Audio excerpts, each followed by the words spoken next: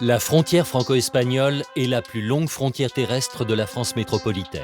Elle court sur 623 km de la Méditerranée à l'océan Atlantique, le long de la chaîne des Pyrénées. Zone de contact culturel et d'échange économique, elle est traversée chaque jour par plus de 100 000 automobilistes français qui se rendent depuis Bayonne, Perpignan ou Montpellier vers l'Espagne, située à quelques dizaines de minutes de voiture.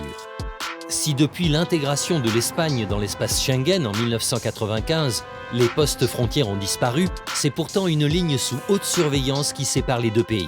Car cette zone est aussi l'une des plus grosses plaques tournantes de la criminalité en Europe. Como siempre, saldremos rápidamente para que no pueda cerrar. Des centaines de gendarmes et de policiers sont mobilisés par les deux pays aux abords de la frontière. Déjame aquí, ya voy. Guardia Civil, venimos a hacer una inspección de contrabando. ¿Tú eres el dueño? Des forces de l'ordre en alerte permanente qui doivent coordonner leur action pour plus d'efficacité. Leurs objectifs ? Endiguer les trafics qui gangrènent la région, mais aussi stopper le flot de réfugiés en provenance d'Afrique du Nord qui tentent de gagner la France et le reste de l'Europe depuis l'Espagne. C'est un passeur? Oui, c'est un passeur. Au quotidien, ils contrôlent les dizaines de milliers de véhicules qui transitent par cet axe à la recherche de drogue, marijuana, de cigarettes de contrebande et d'articles de contrefaçon. Cogen a lo mejor lo de Nike y le pegan el logotipo. O lo ponen por aquí y tal, y lo venden como si fuera... Située à quelques kilomètres de la frontière, la Jonquera est une ville bien connue des Français. Des centaines de milliers d'entre eux s'y pressent pour faire le plein d'alcool et de cigarettes, bien moins cher que dans l'Hexagone. À Marseille, elle fait 18 €. Et là, je le paye 8,95 €. La ville attire également une foule de touristes pour une attraction bien particulière, les maisons closes. Là-bas, la prostitution est encadrée et des filles du monde entier monnaient leur charme. Et s'il y aurait ça en France, eh ben je dis, il n'y aurait pas tant de viols. C'est la mafia. C'est compliqué, tu peux acheter les femmes si tu veux. Si t'as en tête de faire un reportage, tu passes pas la frontière, hein. Du péage du Pertus aux plages d'Andaille en passant par Perpignan et la Jonquera, immersion dans une zone de tension entre l'Espagne et la France. Cette route qui serpente à travers les Pyrénées est la principale autoroute qui relie la France à l'Espagne. Chaque année, ce sont des millions de Français et d'Européens qui l'empruntent, comme les passagers de ce bus. Après l'hypermarché à la Jonquera, 1h15, on prend la direction du Pertus. Car certaines agences de voyage organisent des excursions en Espagne pour la journée depuis la France. C'est le cas de ce tour opérateur marseillais. 4h30 de route pour atteindre la Jonquera depuis Marseille, prix du billet aller-retour 30 €. La Jonquera, c'est un petit village de 3000 habitants situé à une dizaine de kilomètres de la frontière française, devenu en quelques années un temple de la consommation et des bonnes affaires, attirant des hordes de touristes venus de la France entière. Pour les réglementations, vous avez le droit à 4 cartouches de cigarettes par personne, ainsi que 10 litres d'alcool fort. Le petit conseil que je peux vous donner, c'est d'acheter les cigarettes de Pertus. Faire des économies et profiter de tarifs attractifs, c'est la raison principale de la présence de ces passagers dans ce bus. Et sur la liste de courses, on trouve de tout. Cigarettes, alcool, les produits ménagers, lessive, shampoing, gel de douche, presque tout. Au niveau des prix, c'est plus que moitié prix. Le paquet de cigarettes, il fait 4,20 € en Espagne, il fait 8 €, je sais pas combien en France. Le double. Moi, voilà, moi ça fait vraiment, ça doit faire au moins Le double. 2 ans et demi que j'ai pas acheté un paquet de cigarettes en France. Je sais que c'est pas bien. Mais en attendant, on fait les Mais vraiment un peu. Et en plus, ça fait passer une bonne journée. C'est une journée détente. Voilà. Et moi j'aime bien en fait, on voit des autres personnes, on discute, on s'apprend à se connaître, c'est très bien. On se dispute aussi. Ah ouais, non, moi j'aime bien. Faire de bonnes affaires et pourquoi pas de nouvelles rencontres. On vient aussi pour profiter d'une journée dépaysante en Espagne à moindre frais. On va se balader un petit peu, voir un peu si on trouve des bonnes affaires. Mais la priorité, c'est la balade d'un film. On cherche toujours à économiser. Ça devient Moi, j'ai 740 € de retraite là, et j'ai travaillé toute ma vie.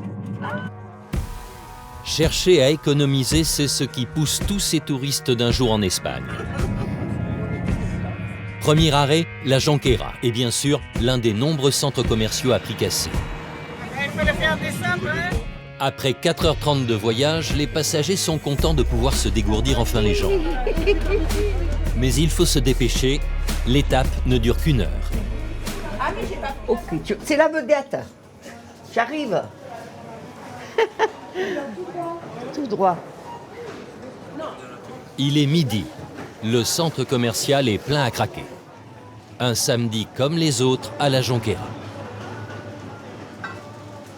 Là-bas, il y a le martini, elle m'a dit. À Marseille, c'est la grosse bouteille, elle fait 18 €. Et là, je le paye 8,95 €.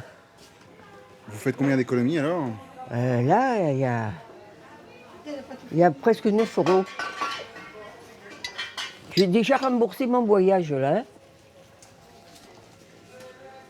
Eh oui, c'est vrai. Les prix pratiqués sont 50% moins chers qu'en France. Alors, on se fait plaisir. Et même le personnel est adapté à la clientèle française. ¿Hablas francés también? Porque todos los clientes son franceses. Mais venir faire ses courses à la Jonquera demande un peu de logistique. Voilà, le scotch, indispensable quand on va en Espagne. Vous êtes venu avec? Voilà. Et Non. le scotch. Bien sûr. Pour marquer les cartons. On a tout emballé avec notre nom, prénom et l'endroit où on va, à Droumel. Pour éviter que les gens se trompent sur le carton. Mais c'est les gars qui nous ont donné le tuyau. Hein.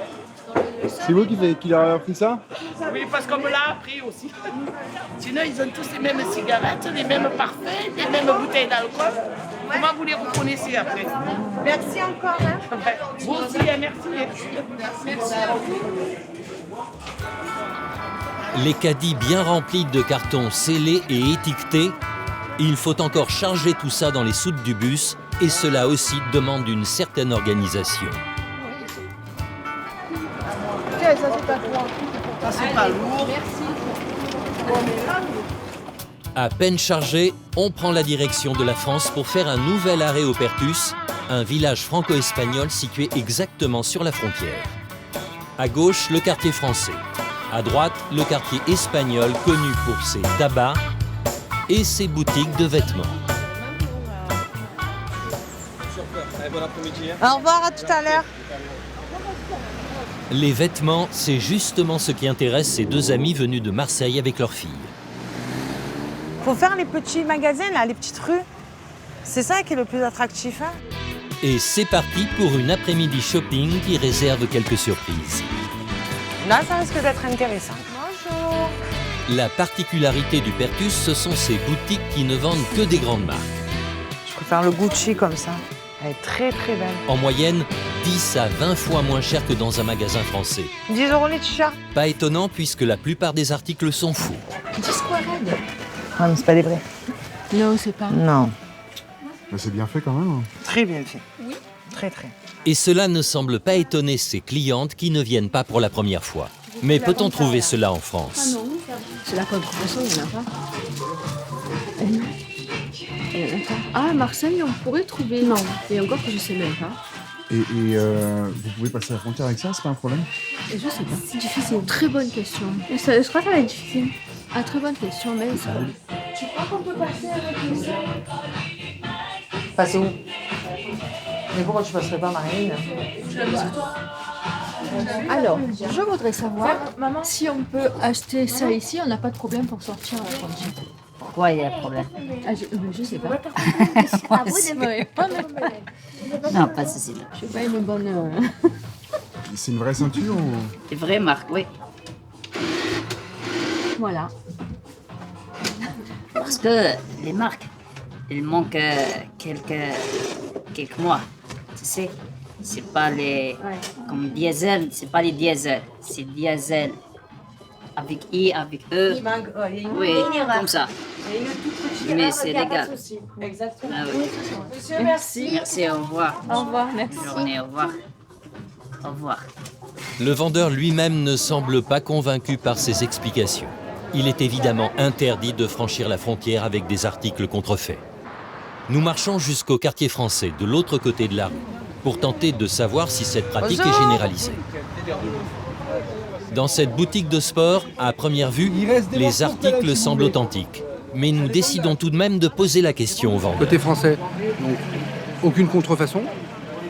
Législation française, forcément. Par contre, de l'autre côté, qui est l'État, le quartier espagnol, ce qu'on appelle le quartier espagnol, oui, là, il y a de la contrefaçon. Il est là. Le kit Griezmann. Il fait 35,99 short, chaussettes, maillot. C'est un kit complet. Mais supporter. Il y a des gens qui sont en voir, il y a des gens qu'on récupère en tant que clients qui nous disent que voilà, ils ont acheté ça en face, est-ce que c'est du vrai, c'est du faux. Malheureusement, 80% des fois, c'est de la contrefaçon. Et des fois pour 15 € de différence avec un original. Il y a des risques, les clients risquent justement des amendes ou des perquisitions de leur véhicule. Ça après, chacun le voit comme il veut. Si pour les commerces de la Jonquera et du Perthus, la proximité de la frontière est synonyme de profit et de développement, elle a pourtant des conséquences parfois néfastes pour les populations des deux côtés de la frontière et favorise les activités illégales. C'est à Perpignan, à une quarantaine de kilomètres plus au nord, côté français, que nous nous rendons. Cette ville a toujours entretenu des liens privilégiés avec la Catalogne. Ici, la population est habituée à franchir régulièrement la frontière pour venir consommer à moindre frais. C'est là que vit Dominique Sistache, maître de conférences à l'université de Perpignan. Ce sociologue travaille depuis presque 30 ans sur cette frontière et ses enjeux. Cette frontière, elle est surtout l'objet de mutation, c'est-à-dire ce qui la particularise, c'est l'ouverture de ce lieu de passage par l'Union européenne, par l'institution de l'Union européenne en 1985, et surtout après les accords de Schengen, quand toute l'économie locale qui existait avant la frontière a disparu. Et on voit apparaître là des enjeux commerciaux, licites et illicites, qu'on va retrouver à différents lieux de passage, avec une nouvelle route en quelque sorte, une route des femmes, de l'alcool, de l'argent à blanchir, qui passe par le Perthus et la Jonquera. Lutter contre toutes les formes de trafic illicite, c'est l'une des missions de la Guardia Civile espagnole. Ce corps d'armée qui s'apparente à la gendarmerie s'occupe également des affaires de douane et de fiscalité. Drogue, blanchiment d'argent et criminalité en tout genre, c'est le quotidien du caporal Moralo et son équipe. Et aujourd'hui, il monte une opération surprise au Perthus. Bueno, tal como habíamos dicho, vamos a realizar una entrada en un establecimiento del Perthus, que ya hemos visto antes cuál era, y vamos a mirar a ver que la ropa que tenga y demás en serie y lo que venda, pues que no procedan de contrabando. Tú te vas en otro y en el momento que paremos, como siempre, saldremos rápidamente para que no pueda cerrar y a partir de ahí estaciona y miramos la ropa y demás, ¿vale? Direction le Perthus, quartier espagnol, où le caporal Moralo a déjà repéré un magasin suspect. Dificultades que como nos vean un poco de que en el momento cierran todos los establecimientos y lo que tenemos que aprovechar un poco el factor sorpresa. Vale, déjame aquí, ya voy. ¿Aquí? Sí.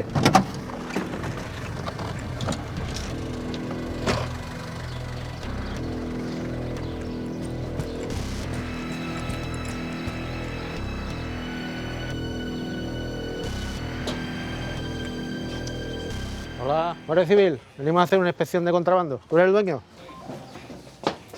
¿Tú que eres el empleado? Sí. Vale, ¿me dejas un momentillo la documentación del establecimiento, por favor? Sí. O sea, no tienes nada aquí, no tienes factura de ningún tipo, ni tienes nada. Nada. No. L'homme n'a aucun document pour prouver l'origine de la marchandise. Il refuse visiblement de collaborer, mais les gendarmes qui savent où chercher découvrent à l'étage un véritable atelier de contrefaçon. A ver que tienes aquí material con el que falsifican las prendas. Le pegan luego las marcas, Nike, Michael Kors. Ellos compran la prenda sin ninguna marca y luego ellos vienen aquí, como estás viendo, y con el pegamento pues le ponen el logotipo de Nike, de Michael Kors, si son de bolso, Louis Vuitton o de las marcas así más conocidas. Y le vende como una... Ellos compran el género zapatilla virgen y luego cogen a lo mejor lo de Nike y le pegan el logotipo. Luego lo ponen por aquí y tal y lo venden como si fuera Nike. Et ce sont des centaines de fausses paires de baskets que la Guardia Civile va saisir sous l'œil du vendeur visiblement dépassé par les événements. Première fois que ça arrive? Je sais pas, c'est pas moi le chef. Qui est le chef? Je sais. Et tout ça, c'est des vêtements qui sont vrais ou... L'homme cherche à fuir notre caméra, mais difficile de fuir la Guardia Civile qui découvre d'autres vêtements de contrefaçon. Esto es contrabando, ¿no? Pues venga, empieza con pértiga. Sí. 1, 2, 3, 4. La percha, si quieres te... No, no hace falta, no hace falta. La coges. Véngase. 1, 2, 3. Sur les portants, des t-shirts, des polos et des chemises de grande marque, visiblement faux. Et il y en a à tous les étages. Hemos incautado 5 cajas de zapatillas más 3 bolsas enteras. ¿Cuánto la vende las zapatillas estas? Esta 25, depende. ¿25 cada una? Más o menos. Le caporal dresse la liste de toute la marchandise saisie et estime sa valeur en fonction du prix de vente. Aujourd'hui, ils repartiront avec plus de 4 000 € de contrefaçon. Ces opérations surprises sont monnaie courante ici près de la frontière, connue pour ce genre de trafic. Et en discutant avec le vendeur, l'officier de la Guardia Civile apprend qu'une autre unité d'un commissariat voisin a déjà mené une opération ici quelques mois plus tôt. Bueno, mira, a este hombre ya se lo hizo un languenero y el valor de lo incautado fueron de 42.000 €. Josep, habla con tu hermano, explícale lo que ha pasado, dile que eso no puede ser. Esto lo tenéis que regularizar de alguna manera, ¿eh? No se puede avanzar así. Porque vendremos otra vez, ¿vale? Venga, hasta luego. Malgré les perquisitions répétées, rien ne semble vouloir changer ici au Pertus, ce qui montre bien à quel point ce commerce illégal peut être rentable. Todas las tiendas de marroquinería y de productos... Esta está abierta, también está cerrada. Esta anteriormente estaba abierta cuando pasamos la primera vez, ahora está cerrada, o sea que... Et effectivement, toutes ces boutiques fermées étaient ouvertes quelques Por minutes eso plus el tôt. factor sorpresa hay que aplicarlo, si no, no sería imposible. Es automático, aparece en nosotros y automáticamente cierran.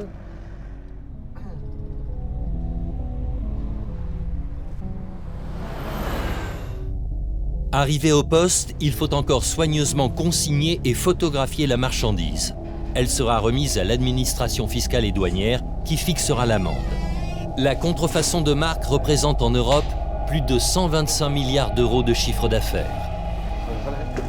Comme nous avons pu le constater, ce commerce illégal fait partie intégrante de l'économie de la frontière, où bonnes affaires, prix cassés et contrefaçon participent d'une même réalité. On a un espace low cost à tous les points de vue, tout est low cost. Dans cet espace frontalier, tout d'un coup, ça met un espace de défouloir.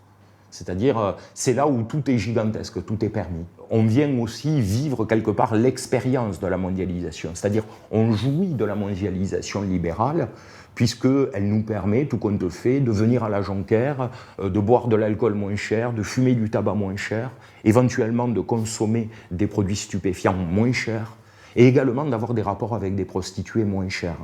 C'est là où le client potentiel qui vient dans cet espace fait une bonne affaire, tout compte fait, c'est-à-dire il jouit de la mondialisation.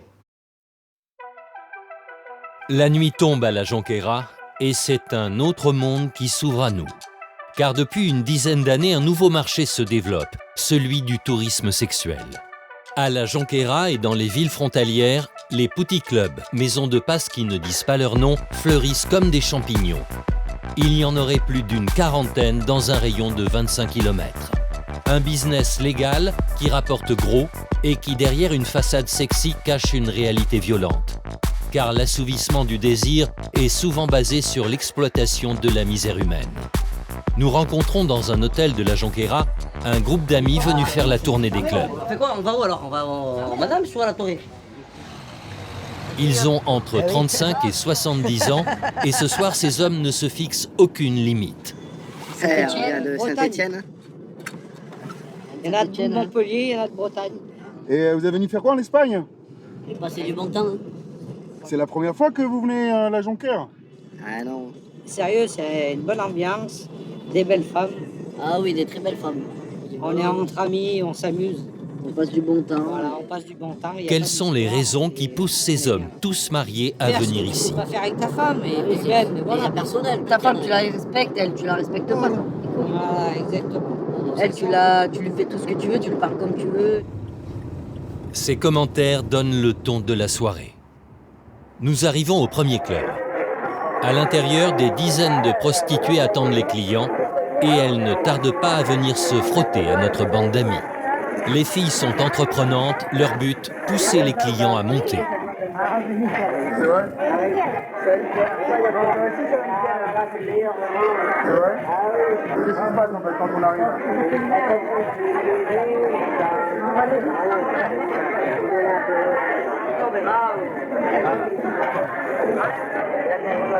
Les hommes regardent, commentent, tâtent la marchandise, comme ils aiment le dire, avant de faire leur choix. Car nos amis ne sont pas venus pour regarder, et certains prennent déjà la direction des chambres. Prix de la passe, 60 € pour 30 minutes. Dehors, ceux qui ont fini attendent les retardataires avec le chauffeur de taxi. La fille, très chère. La fille, il n'y a pas de fille, il n'y a pas de fille. Là au moins, tu vois ce qu'il y a. La fête, la fiesta. Voilà. Tu veux prendre celle-là, tu prends celle-là. Tu veux prendre l'autre, tu prends l'autre. Tu veux pas, tu choisis. Ah, voilà. En France, il n'y a pas ça. Et s'il y aurait ça en France, il n'y aurait pas tant de viols et tout ce qu'il y a. Il faut ouvrir des maisons closes. Ou alors des machins comme ça. Les gens qui ont besoin de sexualité, ils prennent une femme ici, ils vont, ils font leurs besoins et c'est terminé, ils s'en vont. Alors qu'en France, ça n'existe pas. Ça, je vois pas moi la nécessité de ne pas faire ça en France. Ça, c'est inadmissible. Là, en Espagne, ils sont plus évolués.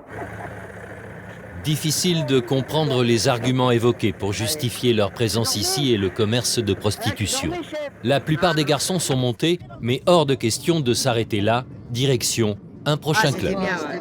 Moi j'ai trouvé une petite écolière, je me suis régalée. Elle était trop mignonne. J'avais envie, voilà, j'ai sauté le pas. C'est la première fois de ma vie, mais je pense que ça va pas être la dernière. C'est la jeunesse, c'est la beauté, un peu, voilà, qui te fait un peu rêver, voilà, c'est tout, pour moi, personnellement. La plupart, c'est pas des Françaises, hein, c'est des pays de l'Est. Des pays de l'Est. En plus, c'est des belles filles, hein, franchement. C'est vraiment des belles filles. On va arriver au Moulette, tu vas voir, il y a ma femme là-bas. Ah ouais? Si tu veux, j'ai tout sur elle. Ah, il en a une, lui. Il en a une à titrer là-bas. Tu vas voir. Les photos! C'est mon tapin. C'est ma femme. Sa véritable femme l'attend chez eux avec leur enfant, mais celui que nous appellerons Jérémy a ses habitudes ici. Nous arrivons dans un nouveau club et nous nous acquittons du droit d'entrée, 15 € avec une consommation. À l'intérieur, les filles se succèdent à la barre pour montrer leur charme, tandis que les clients discutent et négocient la passe. Dans la salle, nous apercevons Jérémy avec la prostituée dont il nous montrait la photo dans le taxi. Nous les retrouvons dans le fumoir à l'extérieur pour en savoir un peu plus sur cette relation. En fait, c'est le grand amour entre vous deux. Hein. Non, ça fait comme ça. On avait c'est remarqué, j'avais De revoir une fille à l'extérieur, c'est rare. Normalement, on ne peut pas. Normalement. C'est vrai? Non. Ici, non. Dans le club, non. Parce qu'il y a des personnes qui regardent s'associer avec quelqu'un de ici, et qui ont appris ici, non. Regarde en personne, je ne sais pas. Et depuis, ils partent. Bon, la personne, ils disent, le patron qui s'ajoute avec le client de ici, dort. Après, tu travailles. Ils ne veulent plus que tu travailles après. Donc vous prenez des risques là, tous les deux. c'est comme ça, mais au parallèle ici, partout. Et du coup, tu prends des risques pour être avec lui.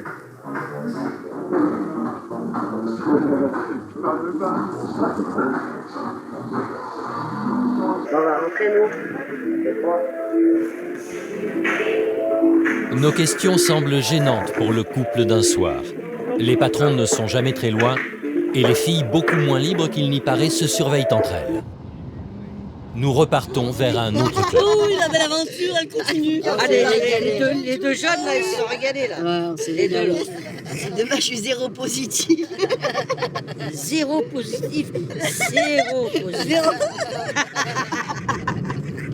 Au-delà de ce discours décomplexé, que s'imagine-t-il de la réalité que vivent ces femmes? Il y en a qui sont libres et il y en a qui doivent travailler pour des gens. Ou elles le font pour leur famille, ou elles le font pour...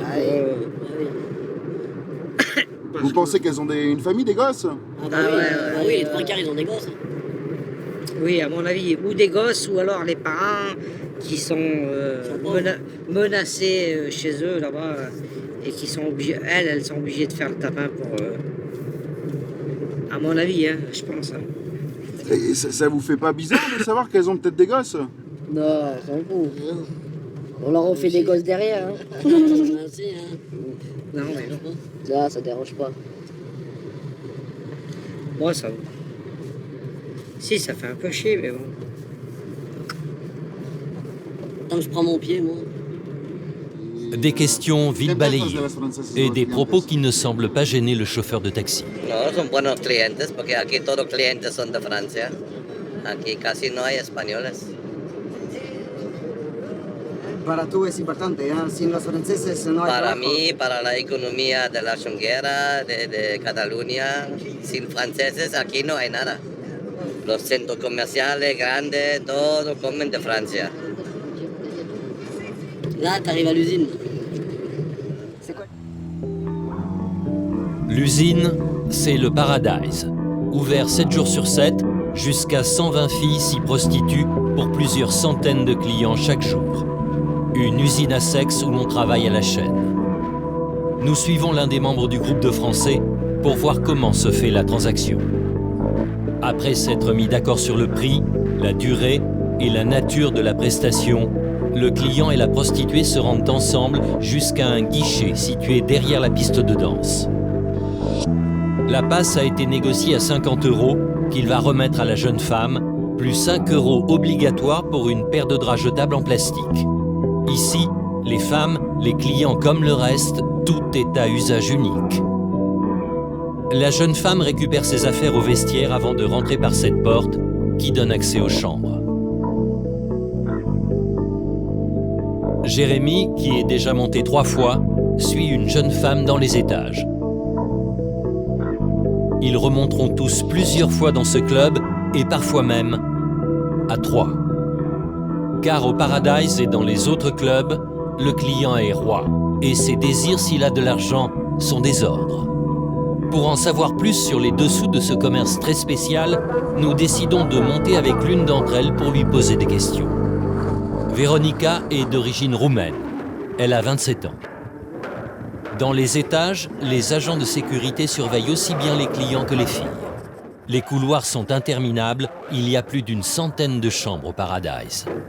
Arrivé dans celle qui nous est réservée, on est loin du glamour que le physique de ces filles laisse supposer. Véronica dépose les draps de plastique sur un lit déjà fait. Beaucoup de filles vivent à plein temps dans ces mêmes chambres où elles se prostituent. Alors, pour moi, d'abord,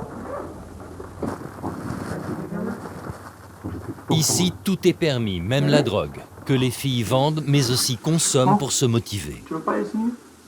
Combien tu peux voir des garçons dans une soirée? 4, 5, 6, pas plus. J'arrive pas plus. C'est pas possible, oui. Je sais pas pour moi. Avant, non. Non. Tous les jours? Ouais. C'est rien. Non? Oui, 12, 13, oui, c'est beaucoup. Mais 5, 6 garçons dans la nuit, C'est pas beaucoup. c'est pas beaucoup. Combien de temps tu as dit que tu faisais ça? 5 ans. Combien de temps tu vas faire ça? Encore 2, 3 ans, c'est pas. 4 ans. Et après? Hein? Et après? Et après quoi? Tes libre. Pourquoi j'ai pas l'air libre? Non, mais moi j'ai entendu dire que les filles qui travaillaient ici... Les filles oui, c'est vrai. Ah, tout à fait raison. C'est vrai. Mais c'est pas toutes les filles qui sont comme ça. Parce qu'aujourd'hui, les gamines, tu vois, en arrière, les filles elles partaient pour les espoirs, puis il va trouver un petit boulot, des fois, que comme moi je te rencontrais à toi, tu racolais des filles, des situations plus précoces, difficiles, et que tu te proposais de trouver un travail, tu étais gentil, tu te faisais ami avec elles, pour leur faire confiance en moi, ou combien de temps ça durait. Dès qu'ils faisaient confiance dans la personne, et puis ils partaient avec lui. Quand les parties, puis ils étaient obligés de travailler. Après, avec le temps, de plus en plus, comment il y avait des problèmes avec la police et tout ça, après, ils commençaient à avoir peur, petit à petit. Donc, ils prenaient plus des papiers, ils faisaient du style amoureux. C'est-à-dire, t'es mon copain, t'es ma copine, tu me donnes des sous, tu me donnes la moitié, tu me donnes ci, tu me donnes ça. La demi-heure passée, nous sortons de la chambre. Dans quelques minutes, d'autres couples viendront l'occuper. Combien de filles dans ce club et les précédents sont-elles victimes de la traite ou sont sous la coupe de proxénètes, comme nous l'annonce Véronica? Nous avons souhaité rencontrer les patrons de ces clubs, mais notre enquête dérange. Et pour avoir un peu trop insisté par téléphone, nous sommes contactés dans la soirée par un homme qui souhaite nous voir, pour mettre les choses au clair, comme il dit. Proxénète, homme de main, patron de club, difficile de savoir vraiment, mais ce Français impliqué depuis de nombreuses années dans le commerce de prostitution nous livre un témoignage en caméra cachée qui nous éclaire encore un peu plus sur la violence d'un monde opaque. Certaines sont tenues, d'autres elles travaillent de leur plein gré, d'autres elles ont des crédits, d'autres c'est... voilà. Par exemple, nous on n'a pas de douane, on n'a pas de billard. C'est interdit. Qu'est-ce qui est interdit? Faut surtout pas les prendre. C'est la mafia. Car c'est tenu, c'est très compliqué, tu peux acheter les femmes si tu veux. Donc là c'est la vraie traite de blanche, quoi. Son discours fait froid dans le dos. L'homme avoue l'existence d'un trafic d'êtres humains à grande échelle. Ce que je sais, pas tout, il reste ce que j'ai envie de te dire. Mais il faut que tu fasses attention. Si tu as en tête de faire un reportage, je pense qu'il faut que tu choisisses une autre voie. Pour ton bien. Un truc comme ça, tu ne repasses pas la frontière. Hein. Ce que nous apprenons au fur et à mesure ne laisse plus de place au doute. Derrière une façade festive et légale, c'est un monde dangereux, régi par la loi du plus fort, écrite par et pour les hommes. Une réalité que connaît bien le sociologue Dominique Sistache. Il y a différents types de prostitution qui coexistent d'ailleurs potentiellement ensemble dans un club. Effectivement, il reste des traites, notamment venant d'Europe de l'Est, via un circuit que nous connaissons parfaitement. La Roumanie puis l'Italie sont des espaces de transit pour ces femmes qui sont souvent dressées selon des modes relativement barbares par des tortionnaires et qui sont soumises. C'est toute une partie des femmes. Elles peuvent représenter, selon les périodes, 30 jusqu'à 60% des femmes prostituées. Le passage de la frontière, c'est aussi une déculpabilisation. C'est-à-dire, si on taraude un peu les consommateurs de prostituées et qu'on leur fait part qu'il s'agit de femmes souvent exploitées, pas toujours, mais souvent, mères de famille, des femmes, quoi, des êtres humains, ils n'ont aucun rapport et aucune indulgence. C'est-à-dire, ils vont mettre en place une réflexion économique, notamment de dire elles sont bien payées, elles gagnent beaucoup d'argent, etc. C'est-à-dire tout est fait pour expliquer la situation et pour s'excuser, entre guillemets, et presque s'exclure. Ils sont là, mais ils ne sont pas là, tout compte fait. Une réalité que préfèrent ignorer les clients, tout comme la bande d'amis que nous avons suivis ce soir-là. Combien de filles? Oh, 4-5. T'en as vu combien, toi? 5. C'est une soirée à combien, à peu près? Par personne? 500-600 euros. 500 euros. Ça valait le coup? Oh oui. On remet ça demain. Où ça? On verra bien. Le vent nous mène. Il est 4h30 du matin. Cette nuit débridée touche à sa fin. Ils auront dépensé 600 euros par personne, vu chacun en moyenne 5 à 6 filles, et sont allés dans 5 clubs. Mais cela n'est pas suffisant, car demain, Ils recommencent.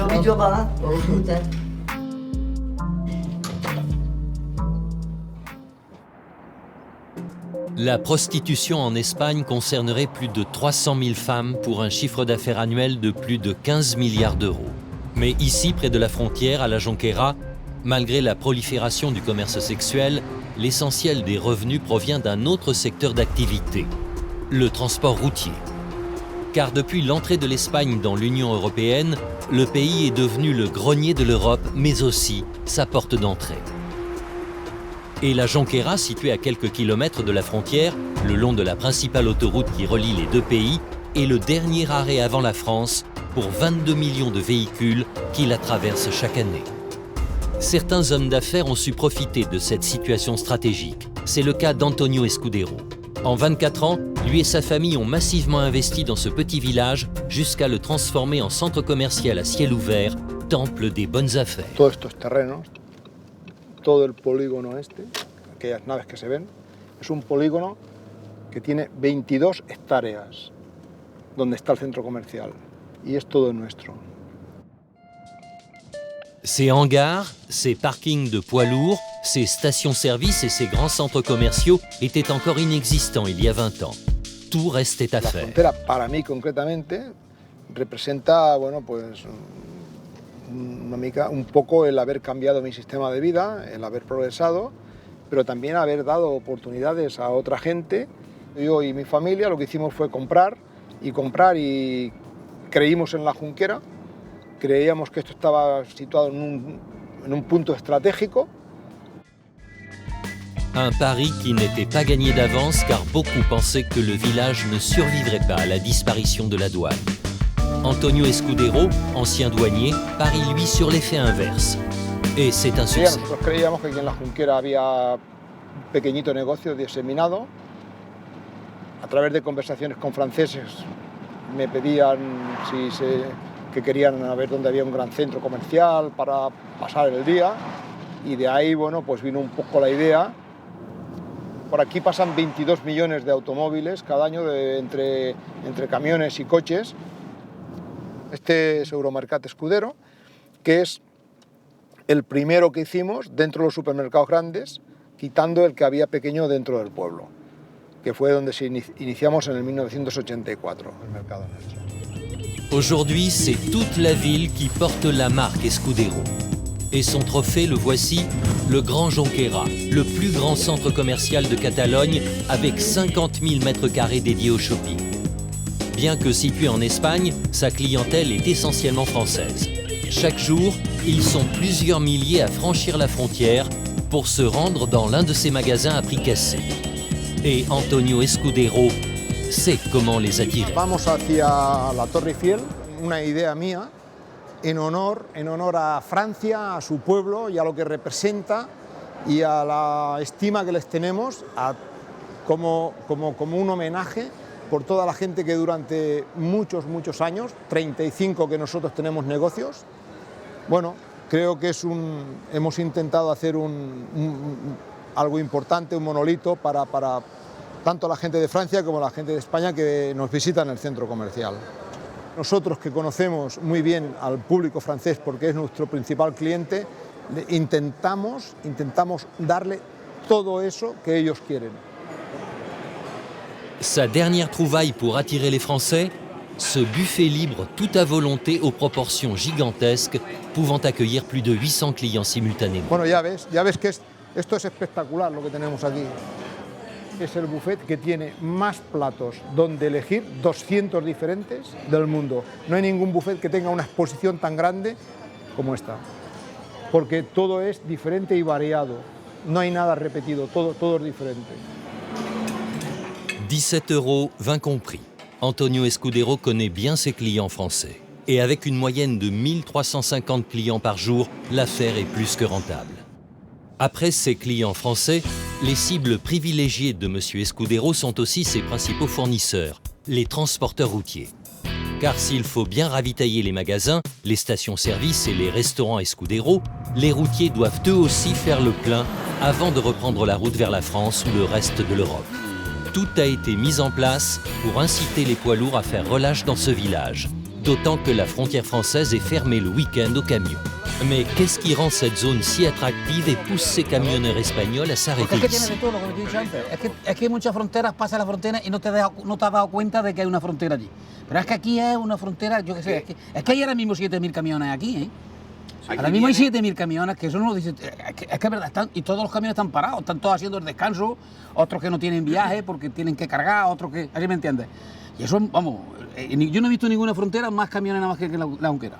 Aquí en el área de la Tortuga, mira, tenemos un parque que está vigilado, están tranquilos, aquí estamos muy tranquilos, los camiones, seguridad, aquí los camiones podemos dormir tranquilos, podemos una ducha guapa, tenemos un hotel ahí enfrente que nos pone de comer bien, entonces pues estamos, como te quiero decir, estamos como en casa no, pero casi. Estamos haciendo toda Europa, ¿no? Alemania, Francia, Italia, Bélgica, Holanda, Suiza, y la verdad que hacemos muchas, y entonces yo ahora mismo te he dicho hace un rato que una de las mejores fronteras, no es que sea la mejor, pero una de las mejores fronteras es la Junquera. ¿Nos vamos? Vamos a comer. Plus de 14 stations essence à prix cassé, des milliers de stationnements gratuits pour poids lourds, garages, hôtels à 20 € la nuit, restaurants pour routiers. Ici, les camionneurs sont les rois. Et aujourd'hui dimanche, c'est le jour de la traditionnelle paella espagnole. Échale a Paco, a Ramón. A ver, va, venga, compadre, échale ahí, venga. Te ponemos un platito. Yo creo que es el 80%. Sí, el 80% de la economía de la Junquera se basa en los transportistas que entran por aquí. Porque es que tienen que echar gasoil, tienen que comer, tienen que comprar en los supermercados. Que ahí compramos mucha comida para llevar en el camión siempre comida, porque no puede ir sin comida. Avituallamiento. El gasoil, exactamente, el gasoil tenemos que llenar siempre. El tabaco, el 80%, y la bebida, el 80% de la economía de la Junquera se basa en lo que es el tío que va al harto de un camión, un transportista o un chofer o un camionero, como se le suele decir, ¿no? Ahí va. Señores, Ahí está, pero llénala, Paco. que quiero que nos veamos siempre así. El San Antonio no quiero ver a nadie, ¿eh? Si los camioneros, la Junquera y ni franceses, la Junquera se va a tomar por culo. Perdón, a la mierda. ¿Vale? Et le propriétaire du restaurant est ravi de pouvoir compter sur cette clientèle. En Espagne, 95% du transport de marchandises se fait par voie terrestre. C'est plus d'1,2 milliard de tonnes de fret transportées par camion et une grande part en direction de la France et du reste de l'Europe. Si parmi les produits transportés par la route on trouve des tomates ou encore des oranges, d'autres marchandises complètement illégales, notamment des produits stupéfiants, tentent également de franchir la frontière par voie terrestre. Et c'est le travail de la Guardia Civile de tout faire pour intercepter ces chargements. Nous retrouvons leurs équipes au dernier péage espagnol avant la France pour une nuit qui s'annonce chargée. La Guardia Civile doit être constamment sur le qui-vive, chaque contrôle peut révéler des surprises et s'avérer dangereux. Certains conducteurs sont sous l'emprise de l'alcool ou de stupéfiants. D'autres tentent de passer la frontière en transportant de la drogue ou de grandes quantités d'argent liquide non déclaré que ces Français souhaitent dissimuler au fisc. On voit même passer des voitures chargées de cigarettes de contrebande dissimulées dans la carrosserie. À la Jonquera, la frontière fournit un bon aperçu des infractions au code pénal. Il est 1h du matin, la nuit est déjà bien avancée. Et c'est à nouveau un véhicule français qui attire l'attention de la Guardia Civile. Vale. Viene de Figuera, el coche de su cuñado. Digo, no entiendo, por hecho de que... Il décide de l'arrêter un peu plus loin pour un contrôle plus poussé. Vale. ¿Es bueno? ¿Es bueno? ¿Muerde? ¿No? Vale. ¿Huele aquí atrás o no? ¿Lo que haces? Sí, sí huele, sí. ¿Así debajo de esto qué? Pero huele, ¿eh? Sí huele, sí. ¿Qué huele? Huele a marihuana. A marihuana. Sí. Le gendarme décide d'interroger le conducteur. Dans la voiture? Non, Non? il n'y a pas de souci. Vous fumez hashish, marijuana? J'ai fumé, oui, mais il y a... Porte pas rien? Dans la voiture. Rien. No es normal que sea porque fuma. Sale olor a marihuana por aquí. De los respiraderos. Les gendarmes pensent avoir trouvé quelque chose. Aquí está desmontado.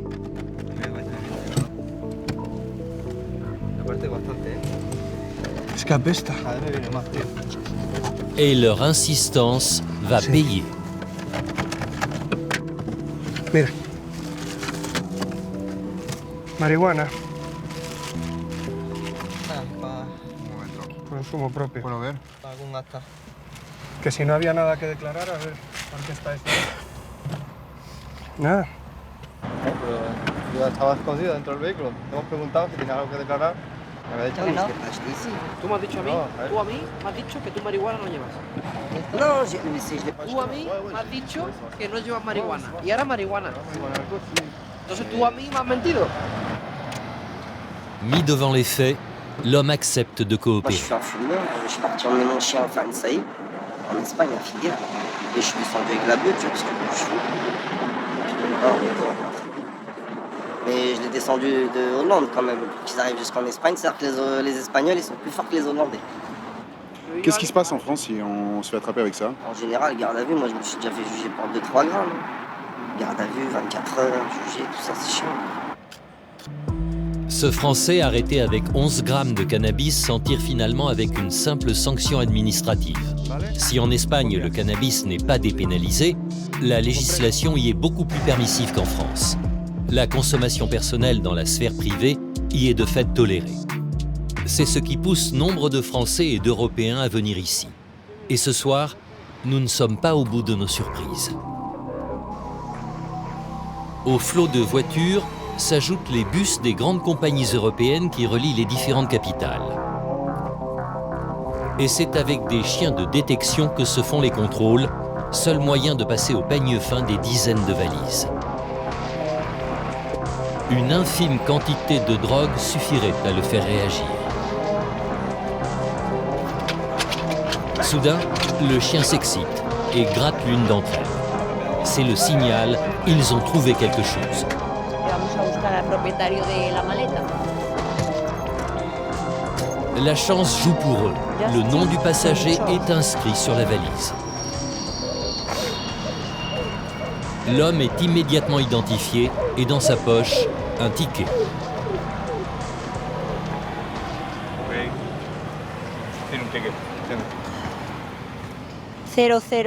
Irréfutable, celui-ci correspond au bagage.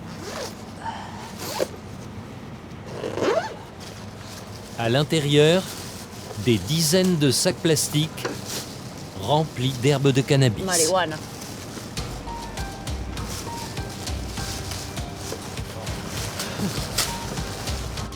Caballero, queda usted detenido, ¿vale? Manos para atrás. L'homme ne parle pas espagnol. C'est le chauffeur du bus qui va traduire. C'est votre valise, le contenu c'est pénalisé pour les sanitaires. Dice que no es su maleta. Sí. Il nie les faits, mais difficile de lui laisser le bénéfice du doute. L'équipe de la Guardia Civil a l'habitude. Últimamente, los últimos meses están pasando mucha droga en autobús. ¿Vamos? Il est 2 heures du matin. Nous prenons la direction du quartier général de la brigade.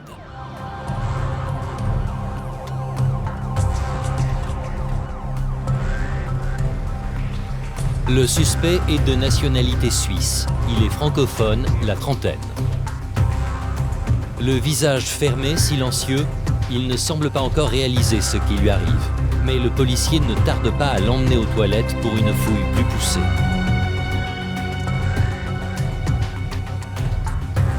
En attendant, le reste de la brigade va inspecter ses effets personnels et peser la drogue.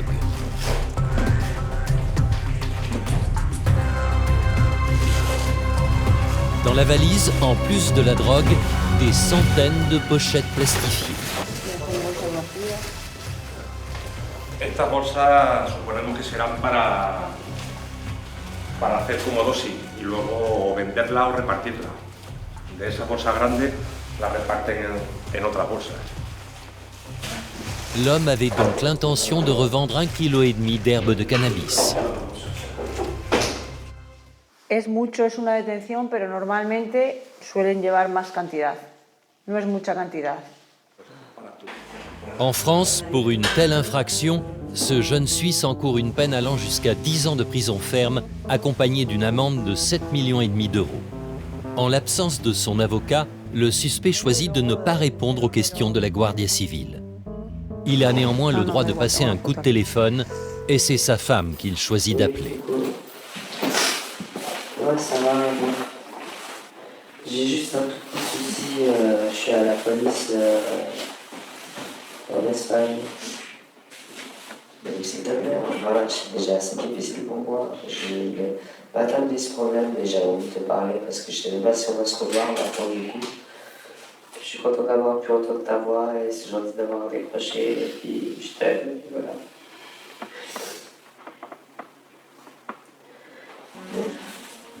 Bon, alors bisous, salam alaikum. Je t'aime. Salam alaikum. Ciao.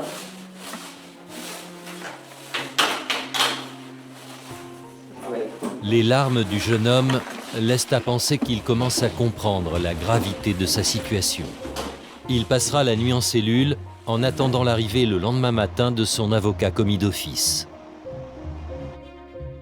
Nous retournons dans la matinée au QG de la brigade et avant l'audition du prévenu, un des officiers de la Guardia Civile accepte de nous ouvrir l'une des pièces où il réceptionne et pèse la drogue. Y así que puedas ver algunas aprehensiones que se han hecho aquí anteriormente. Vale. Bueno, en esta maleta, ¿vale?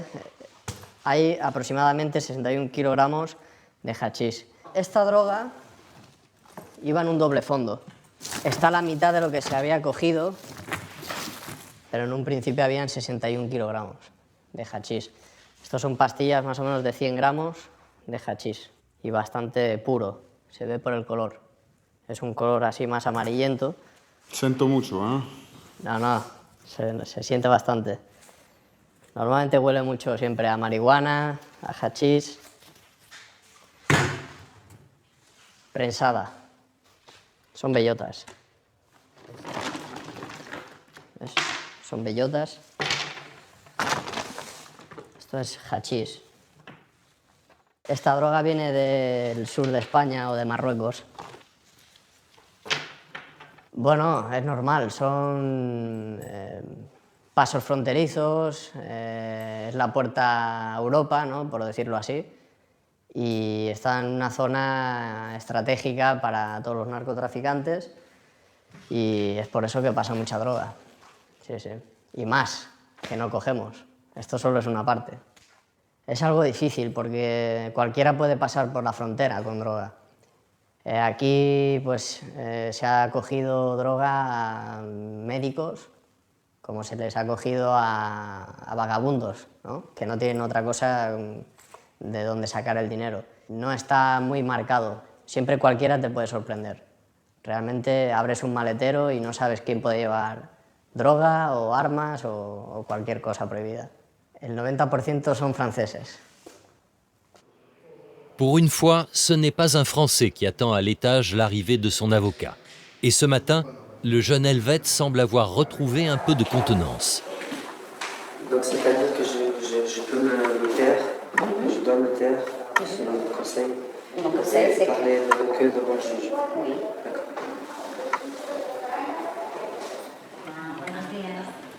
L'homme choisit de ne pas déposer devant l'officier de la Guardia Civile. Il va donc s'entretenir avec son avocate en présence d'un traducteur avant d'être directement déféré devant un juge.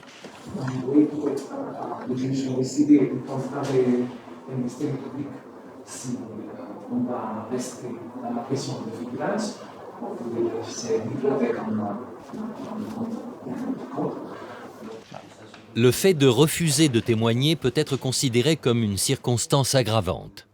En Espagne, le prévenu risque jusqu'à 4 ans et demi de prison ferme, une peine 2 fois moins lourde qu'en France. Au sortir de l'entretien avec son avocate, les larmes de la veille ont laissé place à une forme de soulagement. En Espagne, où la consommation de cannabis dans la sphère privée est autorisée, les peines de prison sont rarement appliquées pour une première arrestation. Tout va bien. Je suis libre bientôt, je vais juste aller au tribunal, je vais juste ressortir avec une amende et je serai convoqué plus tard en Espagne pour cette affaire. Ce qui est dramatique là-dedans, c'est ma femme et ma fille, quoi, que je vois pas. Je laisse...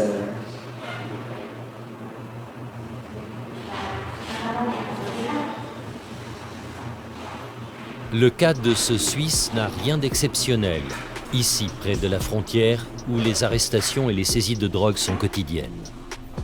Les chiffres de l'année 2018 pour cette seule brigade de gendarmerie sont éloquents. Au total, ils ont saisi plus de 3500 kilos d'herbe et de résine de cannabis, ainsi que 11 kilos de cocaïne pour une valeur globale de plus de 5 millions d'euros. Des quantités impressionnantes, mais qui ne représentent qu'une petite partie de la drogue qui transite chaque année par ici. La frontière franco-espagnole porte bien son nom de plaque tournante de la drogue. À l'autre extrémité des Pyrénées, le Pays Basque, coupé en son centre par la frontière. Cette région franco-espagnole est devenue depuis quelques années un point de passage pour de nombreux migrants qui aspirent à une vie meilleure. Depuis 2018, c'est plus de 50 000 personnes qui sont rentrées illégalement en Europe par le sud de l'Espagne. À Hendaye, comme à Irún, deux villes voisines disposées de chaque côté du fleuve Bidasoa, frontière naturelle entre les deux pays, le dispositif policier a été renforcé et les contrôles sont permanents. Tout est fait pour empêcher ces migrants de circuler à l'intérieur de l'Europe et plus particulièrement d'atteindre la France. Mais il en faut plus pour décourager ces hommes arrivés ici au terme d'un périple souvent difficile, long et dangereux, après avoir quitté un pays en guerre ou une situation de grande pauvreté. À Irún, nous rencontrons Moussa, un Ivoirien de 38 ans qui, comme beaucoup d'autres, souhaite franchir cette ultime barrière qui le sépare de la France. Nous le retrouvons sur la place de la mairie, point de rendez-vous entre les migrants et une association d'entraide constituée de citoyens. Ces hommes et ces femmes originaires d'Irún se relaient chaque jour pour les aider dans leurs démarches quotidiennes et les informer sur leurs droits. Une aide réelle, mais pas suffisante au regard de certains de leurs besoins. Oui, c'est bien beau. Vous nous trouvez un coin pour se reposer, pour se détendre et pour changer les vêtements. Oui. Mais pourquoi ne pas nous laisser aussi facilement traverser la frontière? Elles sont les Espagnols. Ah non, nous ne pouvons pas faire ça parce que si nous passons la frontière, si la police nous arrête, nous faisons trafic de personnes. Et 7 ans en prison, nous ne pouvons pas passer la frontière. Non. Oui, la loi condamne sévèrement toute personne qui serait susceptible de leur faire passer la frontière.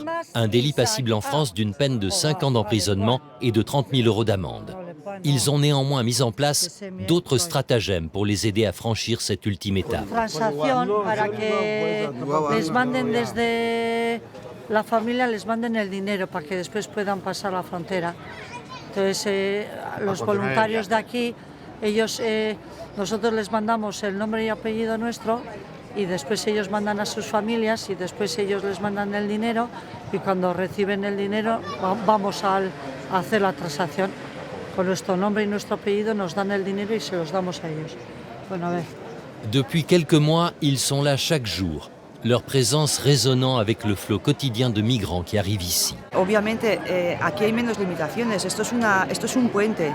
Estos son 1 kilómetro o 2 kilómetros de caminada de un lado al otro. Si te vas a la Junquera, estás en una carretera. Creo que es yo no sé porque no he estado, pero creo que es una autopista. Y estás en el monte, es Pirineo. Y el resto de la frontera entre España y Francia es Pirineo, es monte. En invierno es imposible, en verano no sé si lo harán, igual pasan por ahí, no lo sé. Pero es mucho más fácil pasar por aquí, mucho más cómodo. La frontière au Pays Basque est donc devenue le principal point de passage vers la France. Mais que représente pour ces migrants cette dernière barrière? La frontière, c'est juste une couleur de peau, bon, je pense. Voilà, sinon les Blancs, ils sont très intelligents, ils savent que c'est pas fait pour eux, c'est pas fait pour vous les Européens, c'est fait pour nous. Parce que c'est nous qu'on rentre de manière illicite sur votre territoire, donc c'est un peu ça le problème. Ah. La frontière, pour moi, ça représente le début de ma vie. Aujourd'hui, nous sommes au seuil. À la frontière, vraiment, c'est un baume au cœur, c'est une émotion pour nous, ça nous fait plaisir. Parce qu'on veut simplement vivre. Voilà, c'est tout. On va avoir une vie meilleure que celle qu'on faisait en Afrique. Le jeune homme que Moussa a pris sous son aile, c'est Keïta. Il a 16 ans, lui aussi est ivoirien. Ils ont décidé d'essayer de franchir la frontière ensemble. Le moment tant attendu est proche. Et la présence bienveillante des bénévoles est un réconfort dans ce moment de grande tension où tout va se jouer. Plus que précis. Ouais, plus que précis. Ce qui donne encore de l'ambiance, c'est qu'il y a des bénévoles autour de nous qui nous apportent beaucoup de courage, qui nous souhaitent la bonne chance. Je pense que c'est le moins qu'on peut demander. Hein. Donc ça fait plaisir. Donc on sait qu'on va y arriver. Et on y arrivera. Ouais, c'est sûr. C'est sûr.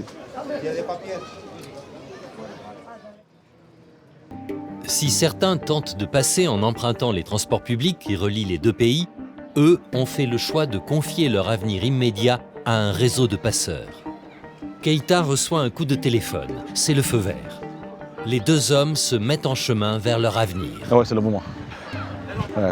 Faut être beaucoup, pas stressé, mais concentré. Cette fois, je pense que c'est la bonne, hein, la chance est nous. La chance, elle est là, tu crois? Ouais, je suis super concentré. Voilà. Là, mais il va vous répondre quoi? Là, arrive à la position de quoi ou bien? Ouais, français, mais on a mon collègue avec un gars qui est fort. Il va l'entendre, mais il a un fort. Il ne sait pas si il y a une bonne mais en tout cas, il a un fort.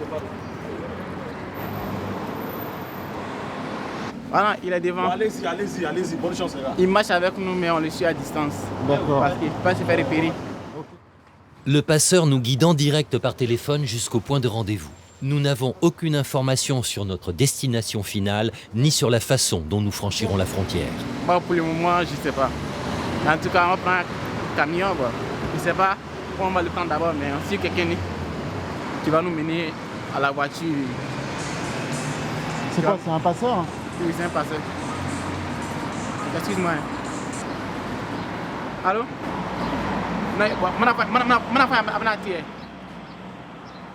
Mais soudain, contrairement à ce que nous avions négocié, l'homme au téléphone refuse de nous conduire plus loin. Keïta et Moussa doivent continuer seuls ou s'arrêter là avec nous. Nous ne pourrons pas rencontrer le passeur, mais nous les suivrons à distance, avec beaucoup de précautions. La tension est à son paroxysme.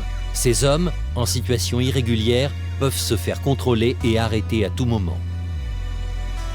Des guetteurs balisent le parcours, une façon de s'assurer qu'ils ne sont pas suivis. Nous devons redoubler de vigilance car nous ignorons qui travaille pour eux. Après une longue marche, nous arrivons aux abords de la ville, dans un quartier populaire.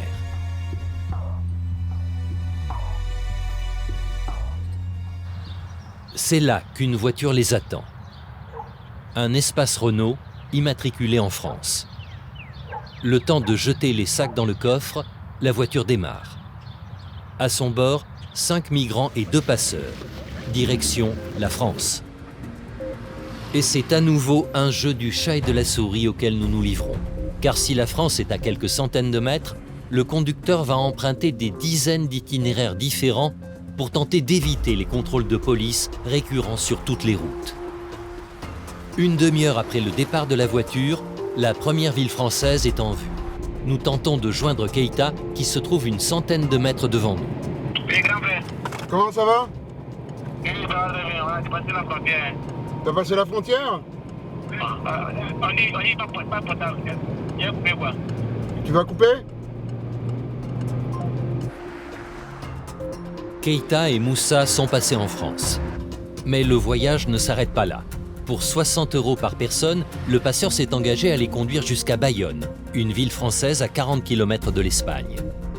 Cependant, nous finissons par être repérés et le chauffeur parvient à nous semer.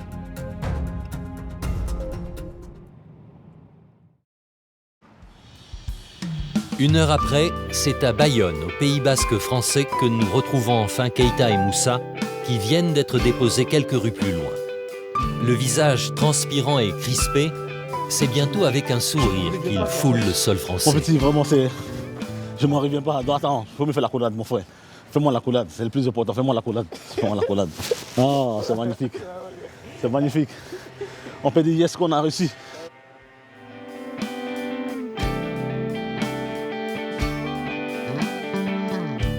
C'était un peu compliqué Ouais, mais par la grâce de Dieu, on a pu le faire. Voilà, on a pu le faire sans même s'en rendre compte. Mais je pense que ça va faire plus plaisir à la famille. Parce qu'il y a longtemps que nous sommes en route. Hein, mon pote.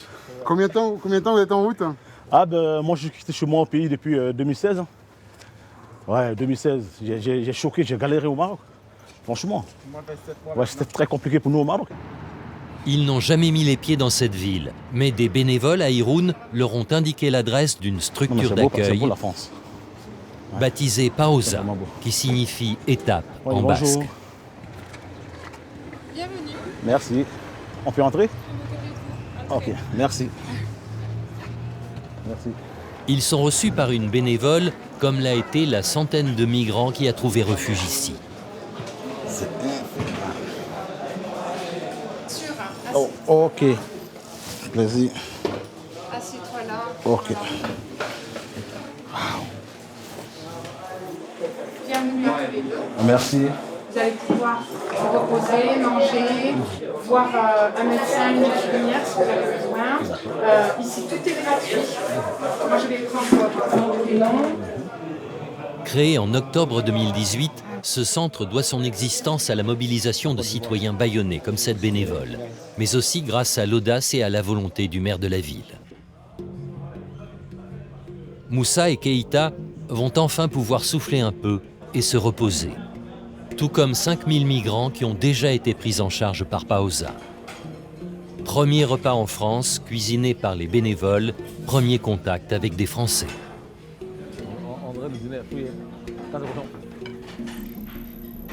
T'as du riz à la sauce, c'est ça? Ouais. Ça l'aide ou des pâtes, ou si tu veux des haricots, de la piémontaise, il y a plein de choses. T'en veux plus que ça? Ouais, juste plus encore, je viens de loin. Ah, c'est bon. Et si tu te sers l'assiette, c'est encore mieux. Ok. Oui, avec plaisir.